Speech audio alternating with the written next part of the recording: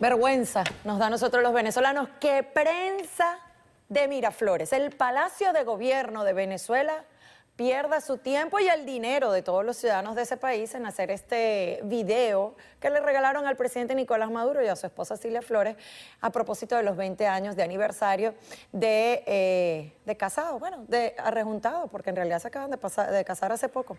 Vamos a hablar de Venezuela con mi compañero periodista José Pernalete. Gracias por venir a Mano Limpia, Pernalete. Nada. Siempre un placer. Y es que en Venezuela no hay otra cosa que reportar en el Palacio de Gobierno que esta es la noticia del día de hoy, para los ojos del gobierno. Las informaciones no salen, no hay quien transmita información, no hay quien transmita lo que está sucediendo y el malestar que existe en las calles de Venezuela. Sabemos que las personas en Venezuela deben estar pendientes de Twitter y de redes sociales para saber, porque no hay nada. La hegemonía comunicacional está realizándose, concretándose, cristalizándose. Este es un ejemplo. Yo no dudo que esto se haya transmitido en cadena, Luisiana. Yo no dudo que esto en cualquier momento vuelva a repetirse y a repetirse. Bueno, el canal del Estado hizo la transmisión de este video. Dura 5 minutos. El canal de todos los venezolanos. Una producción de 5 minutos que todos sabemos lo que es producir 1 minuto tan solo en televisión.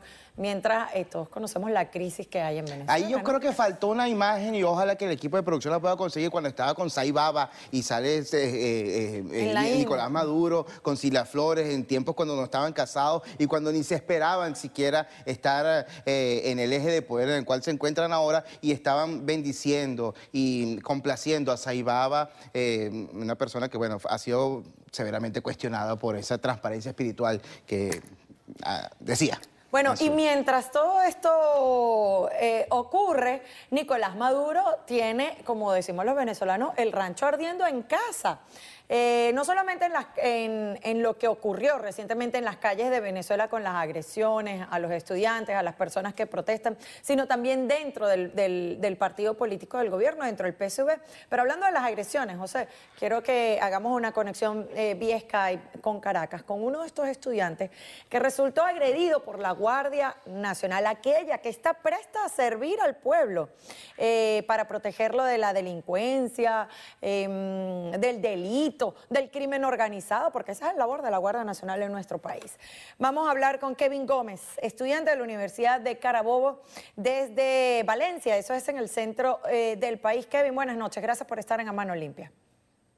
Buenas noches, gracias por invitarme. Kevin, cuéntanos rápidamente lo que ocurrió contigo cuando estabas en las calles en aquellos días de protesta en Venezuela. Bueno, mi caso ocurrió un 5 de mayo, cuando yo me encontraba por la zona de mi casa, del apartamento donde yo vivo. Yo me encontraba fuera de un supermercado que queda muy cerca. Ahí se encontraba el grupo de protestantes que estaban trancando las vías. Ellos estaban lanzando cohetes y todo eso, pero lo sorprendieron 2 tanquetas llevándose por delante todo lo que estaba en medio de las calles, disparándole a todas las personas que se encontraban ahí, desde ancianos, niños, todas las personas que estuvieran en la calle. Yo iba saliendo a la universidad, yo no me encontraba con el grupo de protestantes ni nada, y también fui agredido por la Guardia Nacional. Ahí estamos viendo, de hecho, Kevin, las fotografías de la herida de la bala que causó un orificio en tu espalda, ¿no? Kevin y Luisiana, sí. Esto fue con una metra, entiendo, ¿no? Entiendo, Kevin, ¿me escuchas? Esto fue con una metra, entiendo que la evidencia ha demostrado que te dieron fue con eso y no con una utilización, algo que se utiliza en orden público. Sí, sí. Fue una herida de metra que me comprometió el pulmón izquierdo. Tuve 5 días en terapia intensiva, en gravedad, y estuve preso 15 días ahí mismo en la clínica donde me tenían. Bueno, y es que fue aún peor después dentro de la tanqueta. Kevin, ¿cuál fue la actuación de estos funcionarios de la Guardia Nacional? Se estaban riendo de todo lo que estaban en la tanqueta, los estaban golpeando con las cachas y las escopetas en la cabeza. Yo tenía un golpe en la frente, tenía raspadura, me patearon por las costillas, me robaron todas mis pertenencias. Hubo uno de los compañeros a que le partieron todas las costillas, bueno, todas las costillas no, le partieron varias costillas y estuvo muy grave también. ¿Y cuál fue la sentencia luego que te presentaron en el Ministerio Público, que entiendo que se te hizo dentro de la propia clínica? Sí, se hizo dentro de la propia clínica, me dictaron medida cautelar sin presentación y me imputaron 3 cargos. ¿Cuáles son esos 3 cargos? Complemento de las calles, delinquir y no recuerdo muy bien el otro, creo que era algo de las propiedades, daño a las propiedades privadas. ¿Y ahora cuál es tu situación legal? ¿Tienes un expediente abierto? Sí, tengo un expediente abierto. Kevin, ¿y tengo prohibición de salida del país? ¿Este tipo de cosas te han intimidado? ¿Has recibido algún tipo de amenazas? Porque si algo hay que reconocer es la gallardía y la valentía de la juventud venezolana, que todavía sigue dando la cara para este tipo de abusos. Porque lo que ocurrió contigo fue sin duda un abuso, y un abuso colectivo, porque lo hicieron delante de una gran cantidad de personas. Sí, hubieron muchas personas, hubieron testigos de todos los hechos. Muchas personas les reclamaron, ellos le dijeron que si quieren ponían la denuncia, que a ellos no les importaba, ya no le iba a pasar nada. Y bueno, ese día, si no es a un compañero, o sea, uno de los muchachos que estaban en la tanqueta, a mí no me llevan a la clínica, sino que me llevan al destacamento y me fuera muerto ahí porque me estaba desangrando, yo iba desangrando en la tanqueta. Ahora, la situación de Kevin no es menos parecida a la de muchos otros jóvenes, como lo decía Pernalete hace rato, pero al fin de cuentas, Kevin, el gobierno salió con lo que quería. Se apagaron las calles y se acabó la protesta, se apagó la lucha estudiantil. Bueno, mucha gente dice que se mantuvieron fue por los juegos, ¿verdad? Por el mundial. Estuvieron hablando de que nuevamente se iba a tomar las calles y que el pueblo no tiene miedo. ¿Tú tienes miedo? De que todas esas cosas que están haciendo no le da temor. ¿Pero tú saldrías de nuevo a la calle? Yo no puedo salir de nuevo a la calle a protestar, porque si no me detienen y me llevan preso, como estaba el compañero Andrés León, que lo tienen detenido. Pero sí puedo asistir a todas las marchas y a apoyar todo. Bueno, Pernalete, ya dejó de ser las protestas una opción y una salida en Venezuela. Claro, este es un tipo de terrorismo judicial que se le aplica a la juventud venezolana y que sabemos muy bien cuál es el objetivo. Este tipo de actitudes. Obviamente hay que respetar este tipo de reacción de Kevin, porque nadie quiere estar tras las rejas, nadie quiere estar preso. Y que bueno, voy a ser un subversivo y voy a esconderme. Y esconderse y estar en el exilio no es fácil, no es fácil. Menos para una persona de clase media, de personas que no están preparadas. Esto tiene que ser decisiones planificadas.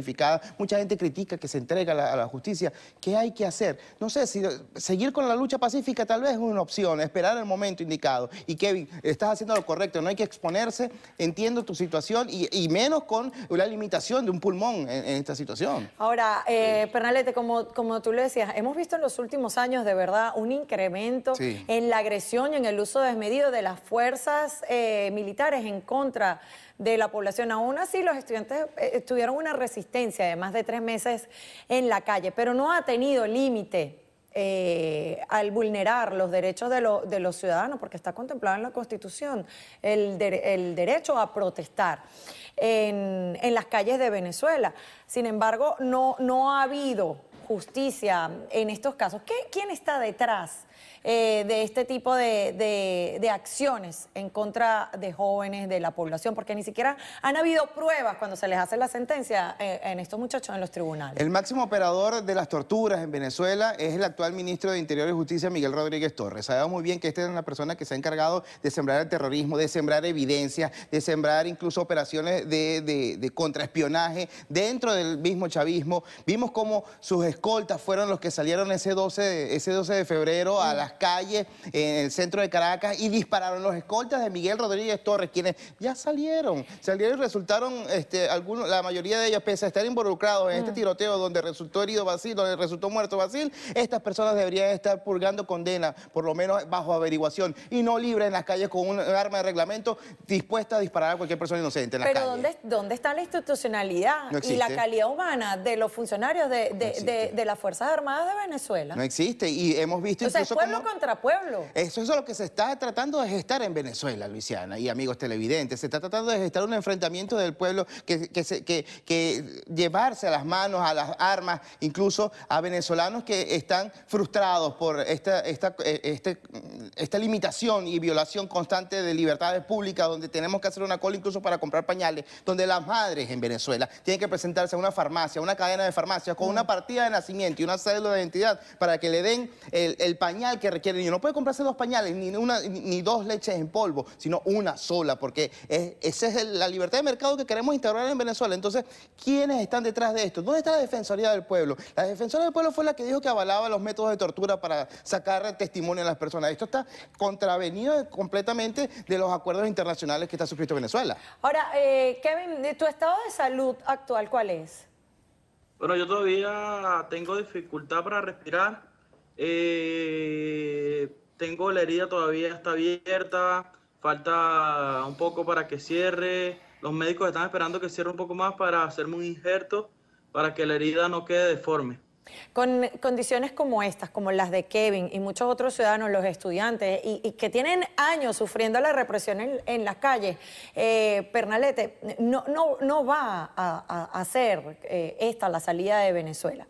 Tampoco la es la ilegalidad, es un golpe contra el poder.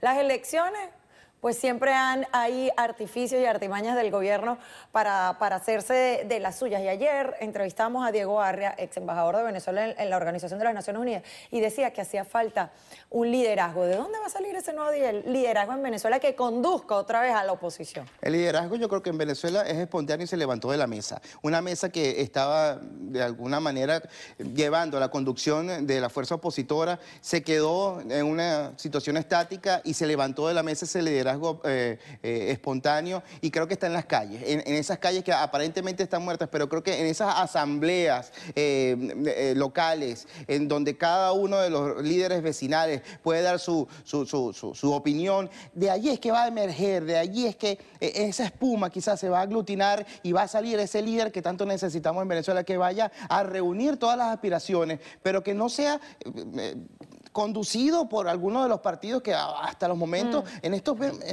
últimas horas, Luisiana, estamos viendo cómo se están enfrentando y se están diciendo con calificativos de inmadurez y este tipo de cosas. Bueno, pero lo mismo está pasando dentro del PSV, lo que te decía antes. O sea, de verdad que hay una crisis de lado y lado, enfrentamiento y dime y diretes, tanto de la oposición como el propio oficialismo. ¿Quién capitaliza esto?